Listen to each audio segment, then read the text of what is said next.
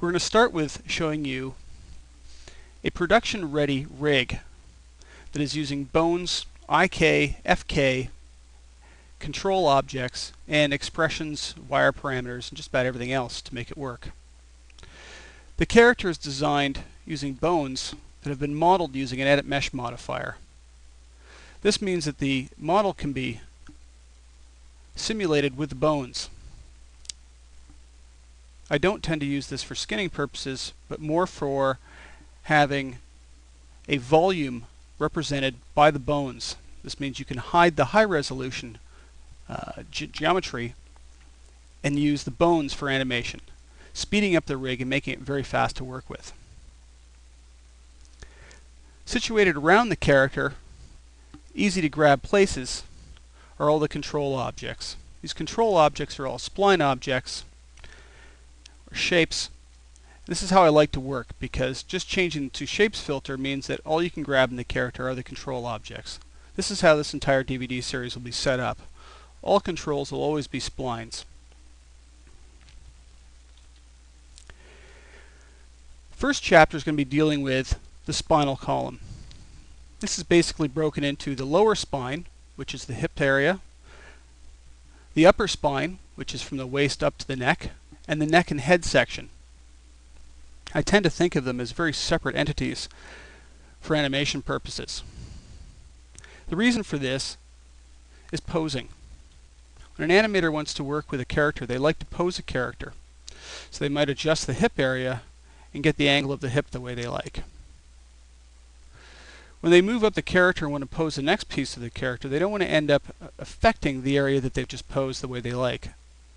So the next section up, the midsection of the body here, shouldn't affect the hip area when you're trying to pose it. Further up the shoulder, you'll notice when I pose the shoulder, it doesn't affect the waist or the hips. I can simply pose it. And again, the head as well. I can pose the head to where I want. This rig has been set up in sort of bidirectionally. You can also go back down the chain in the same way. Picking the shoulder control now, you'll notice I can change the attitude of the shoulders, but the attitude of the head doesn't change either. Neither does the attitude of the waist. So this means I can spend my time trying to get the shoulders looking in the direction I want without affecting the head or the waist that I already prefer. And again, with the waist, you'll see that the shoulder area tries to keep its focus on whatever it's been looking at. And again, of course, down to the waist. This makes it far easier for animators to pose a character and get what they're looking for. Spend more of their time working on timing issues than trying to fight a rig that's been put together that every time you change one part of it, it changes another part. When we move on to the ogre, we're going to be using the same type of setup as that was used in this character. The character we'll be using for this whole series of DVDs will be an ogre character that I created specifically for this. I designed this character to have a few problems in mind. One, obviously muscle structure. Two, the size and the bulk of the character. And three, just his overall stance. He's a big ogre. His knees are spread out. His legs are spread out. For this chapter, we're just going to be dealing with the spinal column. And as you saw earlier, we're going to be working with an FK system that will have actually a twist-off method to it. First, a couple of discussions about character setup in Max. One of the things you need to remember is that you should always do all your rigging and skinning below mesh smooth. Essentially, all the skinning should happen below it. So we don't even need mesh smooth on. For one, it's going to slow down the interface drastically. Size of character matters a lot. You should never ever scale a rig in any way, shape, or form, even in a uniform fashion. I do it during animation sometimes to cheat heights of characters, but then it's in a controllable environment. You should always start your characters with a scale factor that is basically at 111 or 100% scale factor. Using the Reset Xform utility is the best way to make sure that your character has been reset properly, pivots have been reset properly. This will save you a lot of problems. As far as pivots go, make sure that the pivots of your character are actually situated in the middle of the character, and I prefer to actually have them sitting right at 0, 0, 0 in world space. That way I know where the mesh actually starts in any given character once I get into a scene. Size of character can also cause problems too. If you have your characters way too large or way too small, you can have other issues. IK solvers can become hard to handle. You could be using other effects like afterburn or trying to do depth of field, and you'll find that the values that are having to be used are either too small or too large for those. You can also run into problems with mirroring and welding vertices together. And if the values are way too small, you might start getting overlaps. What I have found is that working approximately to a real-world scale with max default setup. The max default setup is 1 generic unit equals 1 inch. In this case, I've made this character exactly 100 units high, and that means he's about 8'4" in real-world size. This will work really well for us when it comes down to many different areas of working. One of the things I like to do with all of my character is just make it transparent and freeze it while I'm working with it. I'm just going to change the geometry here, and I'm going to freeze the character so that it is frozen and I can't accidentally select it. But first I'm going to go to Properties. I'm going to say See-Through so that the whole character becomes see-through. And then I'm going to go about freezing the character so the character is frozen. I can't accidentally pick it. I'm going to get rid of my tape measure here that I used just to show the 100 units high because we don't need it anymore. I start all my rigging in the left viewport. Create the spinal column so that you know you're developing everything on the center line. Another good thing to make note of when you're actually building the mesh is that it should be standing on 0 and centered out in 0. This way everything you know you create, you can mirror to the other side and know exactly where it should be on the other side based on numerical values. Just going to turn off the grid. For the spinal column, we're going to look at his waist somewhere around here, and that'll be the center of mass, center of gravity for this character. We're going to start with one bone going down and 3 or 4 going up, and then one in the neck and one in the head. I'm going to go to Create, System, Bones, where you find the bones. And what I find is with a character at 100 units high, you actually have to change the size of bones down quite small, or else they'll come out very large at the default size.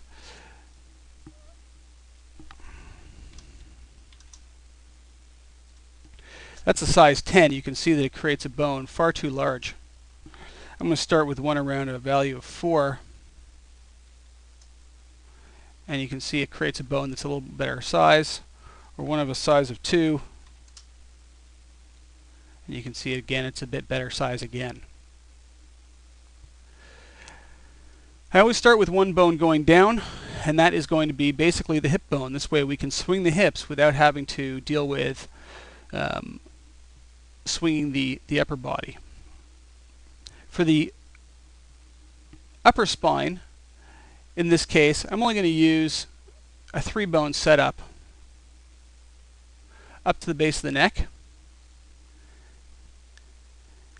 And I like to separate all of my parts so that I can easily break the character up into pieces. It also makes it easier to reuse a rig. So I'm also going to create a neck bone and a head bone as well. We now need to make sure that these are all in the correct places. Under Character, you'll find Bone Tools. Bone Tools is a set of scripted utilities that helps make it a little bit easier to adjust and work with the bones in Max. Some of them are just global tools, so you don't have to keep going back to the modifier panel one bone at a time. Other tools are Bone Edit Mode. Bone Edit Mode allows you to be able to grab bones and move them without moving their children.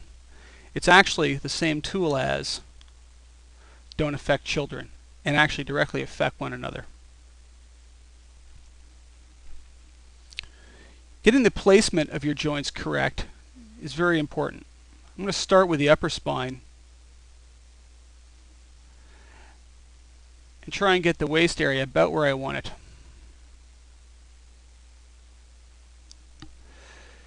He's not going to be able to bend this body a whole lot. He's such a big guy. It's not going to help putting in 100 bones up the spinal column. In this case, 3 or 4 would be the maximum amount. We're just going to work with 3 to keep it simple.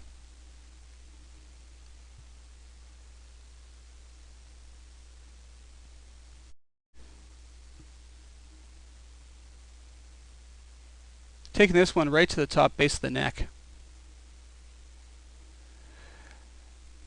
For the head and for the neck, I'm going to start right at the top of the last bone system, so I need to use align one to the other. It's best not just to guess, actually use the align tool and click off XYZ position, pivot to pivot, and XYZ rotation you want to leave off, or else you're actually rotating the bone.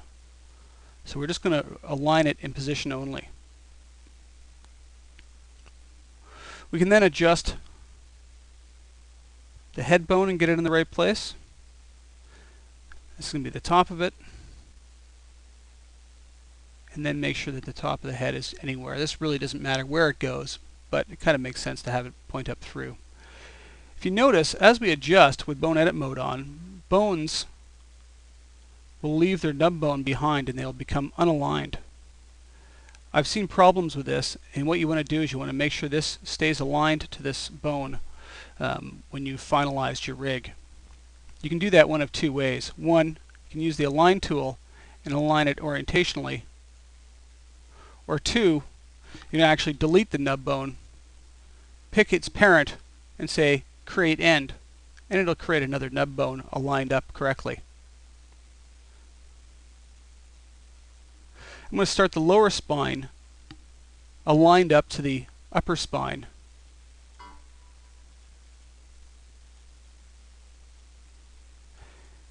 Position X, Y, and Z.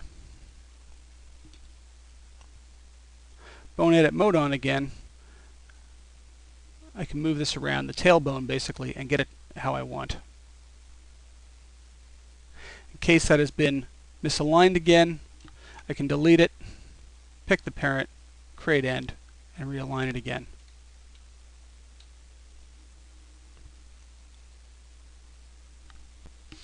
Other useful tools in the Bone Tools dialog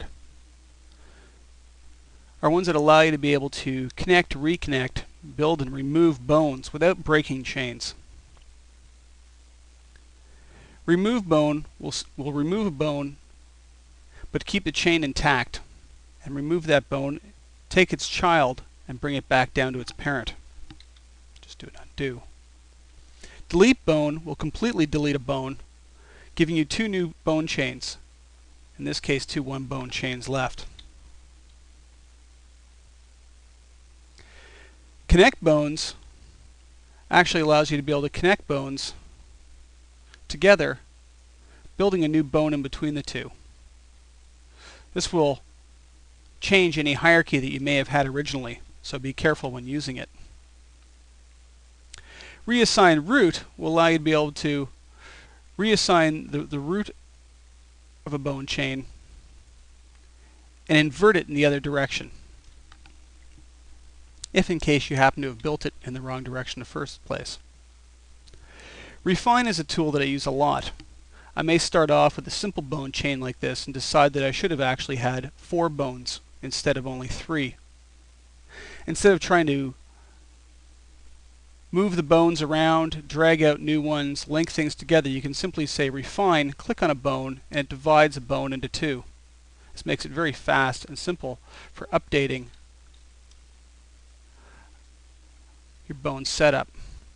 With the new bones now, we can actually position the new bones where we want them. And I'll just spread them out somewhat evenly. I'm going to stick with still just 1 bone going down the bottom.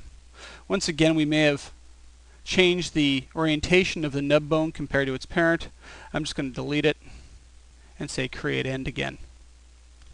Something to note is you can't create an end on a bone that already has a child.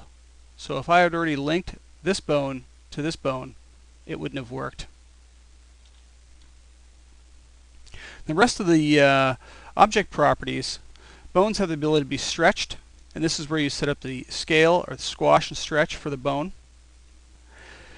You can tell any object to be a bone. You don't just have to use the bones, the system bones that come with Max.